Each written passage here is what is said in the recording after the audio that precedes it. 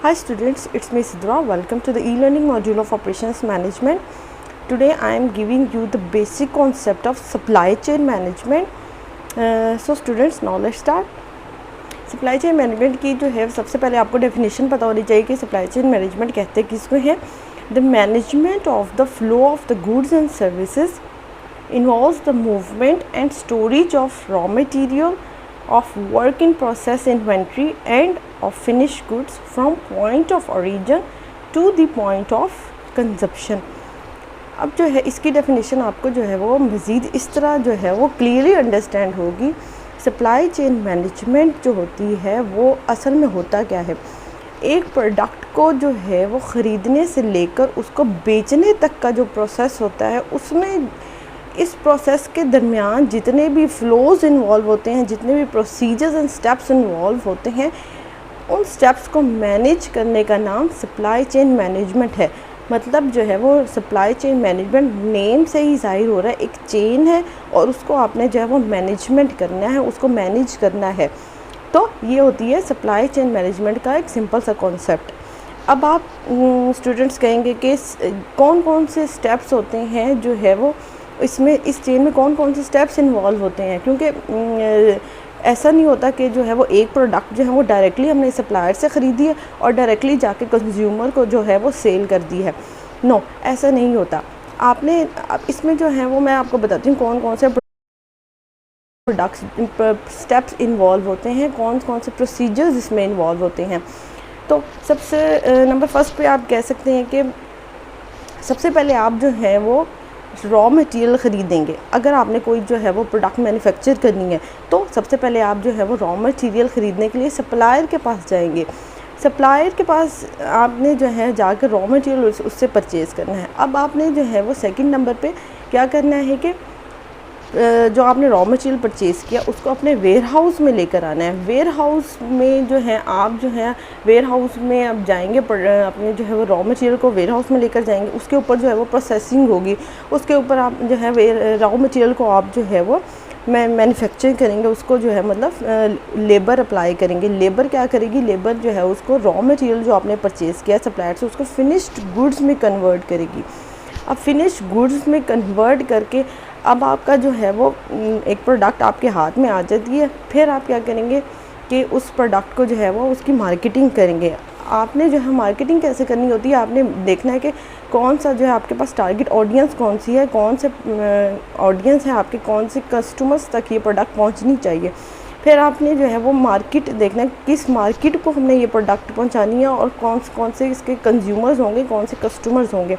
Consumer का मतलब आप ऐसे नहीं कि जो आपकी जो है वो प्रोडक्ट का यूज़ करेंगे वो कंज्यूमर होते हैं. तो फिर आपने क्या देखना है कि आपने जो है वो प्रोडक्ट को जो है फिर आपने उसकी जो मार्केटिंग के बाद आपने जो है वो होल सेलर्स तक पहुंचाना है.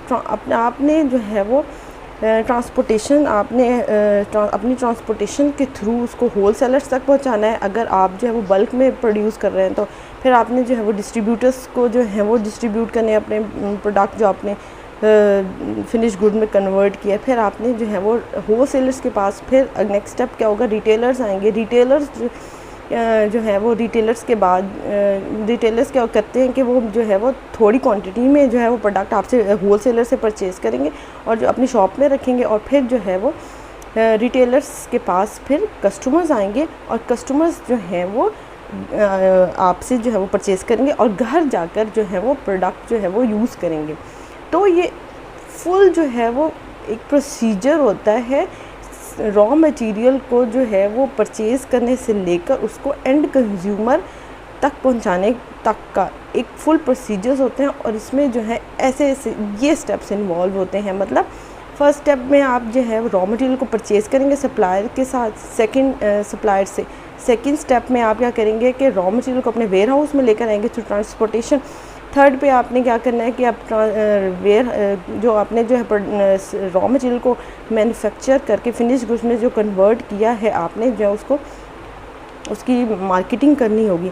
और आपने जो है हमेशा आपके पास ऑर्डर भी होने चाहिए. आपने जो ऐसा प्रोडक्ट जो है वो तैयार करना है उस तक उसकी डिमांड भी होनी चाहिए मार्केट में. ये ना हो कि आपने जो है ऐसा प्रोडक्ट तैयार कर लिया जिसकी मार्केट में डिमांड नहीं है, कंज्यूमर्स उसको जो है यूज़ नहीं करते, कस्टमर्स आपके पास नहीं आएंगे. फिर तो ऐसा आपके पास ऑर्डर्स भी हैं और आपने प्रोडक्ट को मैन्युफैक्चर भी कर लिया है, तो उसकी मार्केटिंग डिपार्टमेंट पे भी आप काम करेंगे। मार्केटिंग डिपार्टमेंट पे, production department, marketing department, selling department, managers hire करेंगे, लेबर्स हायर करेंगे, ये सारे काम इन्वॉल्व होते हैं। फिर होलसेलर्स, डिस्ट्रीब्यूटर्स के पास आप लेकर जाते हैं, होलसेलर से फिर retailers and retailers to end consumer.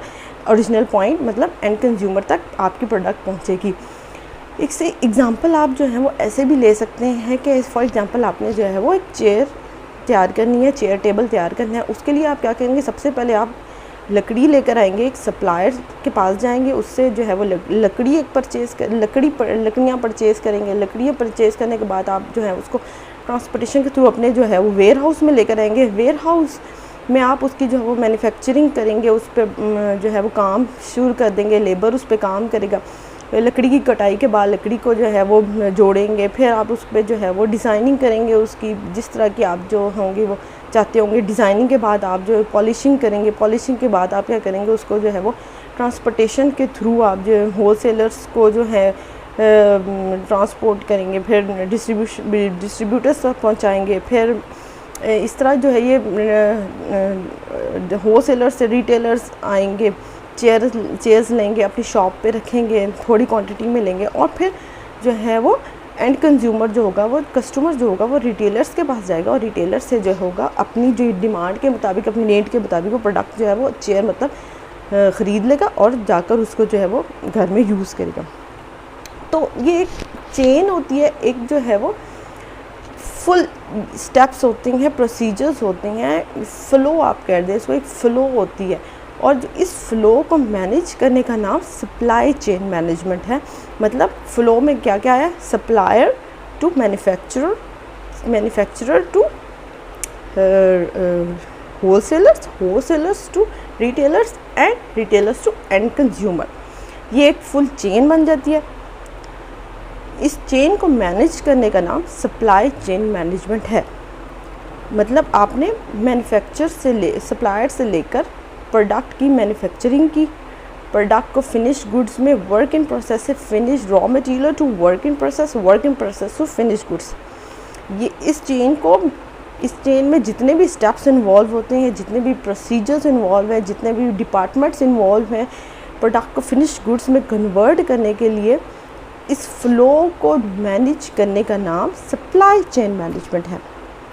So students, मैं होप करती हूँ कि आपको जो है वो क्लियरली अंडरस्टैंड हो गया होगा कि सप्लाई चेन मैनेजमेंट जो होती है वो असल में क्या होती है। So this is all for now. अगर आपको जो है वो थोड़ी सी भी समझ आई है तो आप जो है वो मेरे चैनल को जो है वो सब्सक्राइब ज़रूर करें और लाइक एंड कमेंट भी करें। I will meet you in the next video. अल्लाह हाफिज़।